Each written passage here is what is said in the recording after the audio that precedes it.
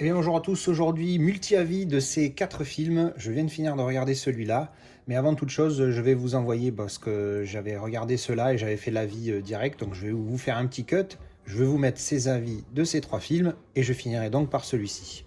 A tout de suite. Alors, je viens juste de terminer Law Abiding Citizen.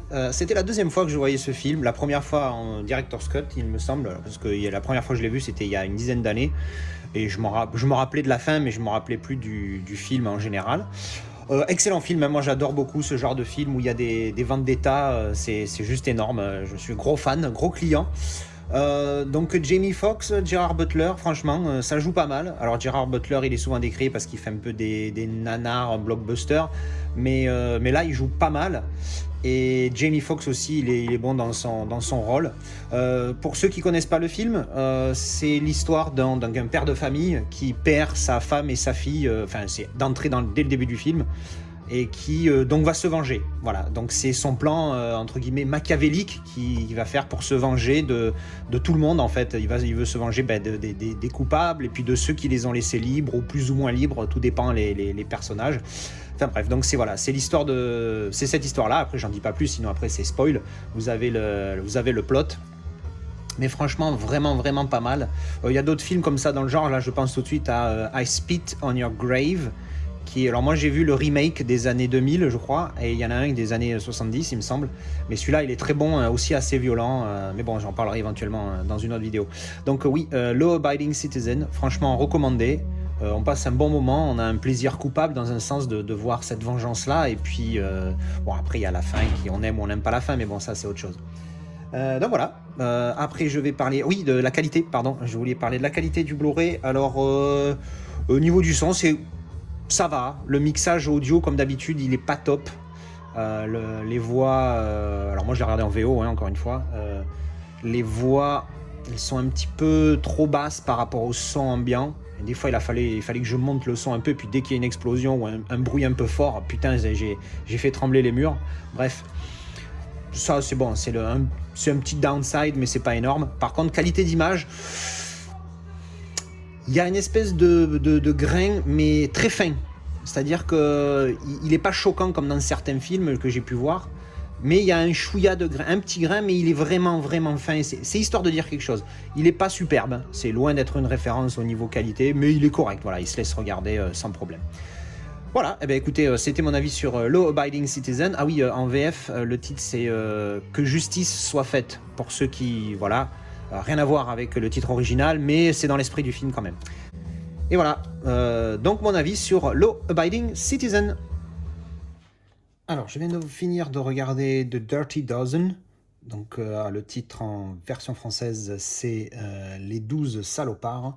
Très mal traduit, hein, parce que quand on connaît le film, les 12, dozen c'est la douzaine, et dirty c'est sale. Et il y a une raison pour laquelle ils sont appelés comme ça. Quand on voit le film, on comprend tout de suite. Alors l'histoire c'est quoi? C'est l'histoire, pour le coup j'ai envie d'utiliser le titre en VF, c'est l'histoire de 12 salopards. Parce que en fait c'est un major de l'armée américaine qui est c'est un petit peu un indésirable. Et voilà, il parle mal à ses supérieurs, tout ça. Donc bon, c'est pas, il est pas dans les petits papiers des généraux. Mais bon, du coup, il est recruté lui pour lui-même faire un recrutement de prisonniers qui sont condamnés à mort ou alors à des longues peines de prison pour faire une mission particulière ultra top secrète pendant la guerre. Donc c'est pendant la Seconde Guerre mondiale. Et ça se passe en France, hein. C'est une attaque à côté de Rennes. Et grosso modo, voilà, il doit attaquer un château où des généraux nazis se retrouvent. Et bon, voilà. Et donc l'histoire, c'est ça. C'est lui qui doit recruter ces Dirty Dozen, ces Dirty Men pour faire cette mission. Et bon, évidemment, en échange, s'ils réussissent la mission, ils auront une grâce de leur condamnation, etc. Et c'est franchement intéressant parce que c'est très dans l'esprit un petit peu genre Kelly's Heroes, film de guerre voilà, des années 60-70, il est de 67 celui-là. On se retrouve dans cette configuration où on doit entraîner des gens, alors là pour le coup c'est des prisonniers, mais bon ça change pas grand-chose, C'est juste le contexte qui fait que c'est un petit peu plus spécial. Mais voilà, t'entraînes des gens qui vont partir dans une mission spéciale et puis après, voilà, bon, il y a plein de rebondissements, tout ça, ce qui fait que le film est bien. Franchement intéressant, il y a un petit côté humour aussi que j'aime bien, de temps en temps il y a des petites blagues, des petites conneries, donc c'est assez marrant. Et franchement, je me suis régalé à le regarder, 2h20, je pensais pas qu'il était si long, je pensais qu'il était beaucoup plus court que ça, mais ça va, ça passe très bien. Et franchement, c'est vraiment, vraiment pas mal. Voilà, je me suis régalé, j'ai mis 8 sur 10 parce que ce qu'il mérite, franchement, on s'éclate dessus. Il y a un peu d'humour, il y a de l'action. C'est un film de guerre, j'aime les films de guerre, donc voilà. Ça, c'était mon avis sur Dirty Dozen. Après, au niveau qualité, je l'ai regardé, je l'ai en DVD. Je l'ai pas, j'ai pas de Blu-ray. Qualité très très très très moyenne. Même pour un DVD, c'est pas terrible. Normalement, pour un DVD, tu peux faire mieux, mais bon, c'est un vieux film 1970. En plus, c'est marqué là. Filmé en 70 mm, écran large, full stereophonic sound. Donc c'était un petit peu fancy à l'époque, mais plus trop de nos jours. Mais par contre, filmé en 70 mm, il y a moyen de faire un bon portage en 4K. D'ailleurs, ça va peut-être me pousser à regarder s'il n'existe pas 4K, je pense pas, mais au moins en Blu-ray pour voir comment il ressort. Voilà, donc c'était mon avis sur The Dirty Dozen. Très bon film de guerre avec un petit peu d'humour à la Kelly Zeros. Je vous le recommande si vous l'avez jamais vu.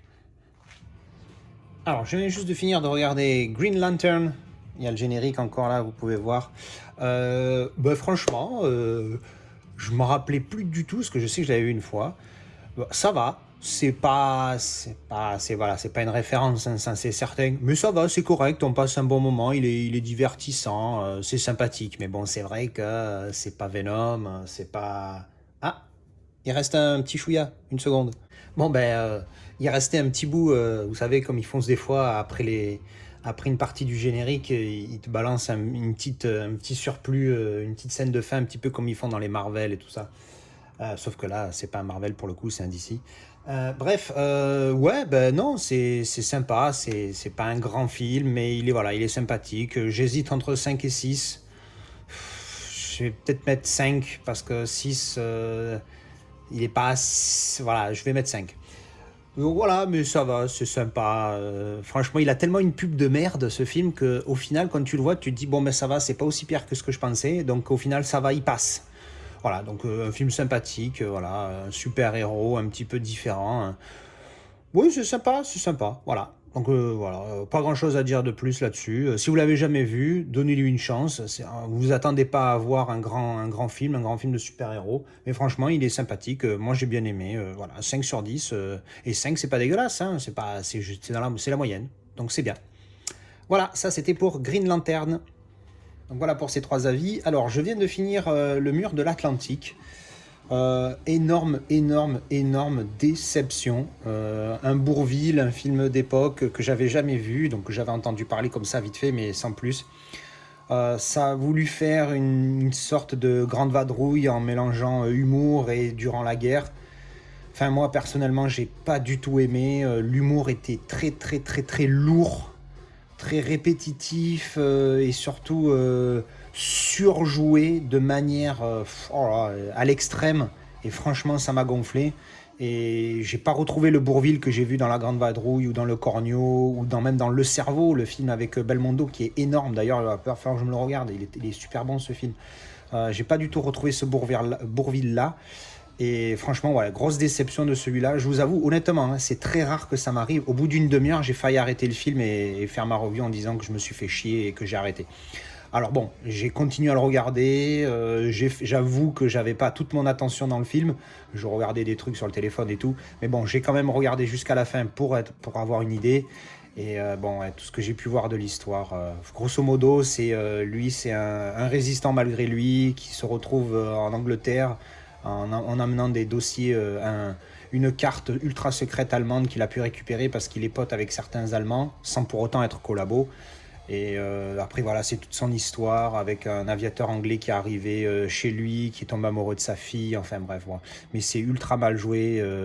Enfin, c'est pas tant que c'est mal joué, ouais, non, ouais, franchement, c'est pas terrible, l'humour ultra lourd et extrêmement surjoué, et c'est ça qui est bien dommage. Donc voilà, et c'était mon multi-avis sur ces 4 films-là. J'espère que ça vous a plu et je vous dis à la prochaine. Je rajoute un petit truc. dans le lien, en plus du lien Telegram, j'ai rajouté un lien Discord, si ça intéresse des gens qui ont plus Discord que Telegram, parce que bon, Telegram, il n'y a pas eu de succès pour le moment. Mais bon, j'ai d'espoir qu'un jour, on soit plusieurs. Allez, à la prochaine.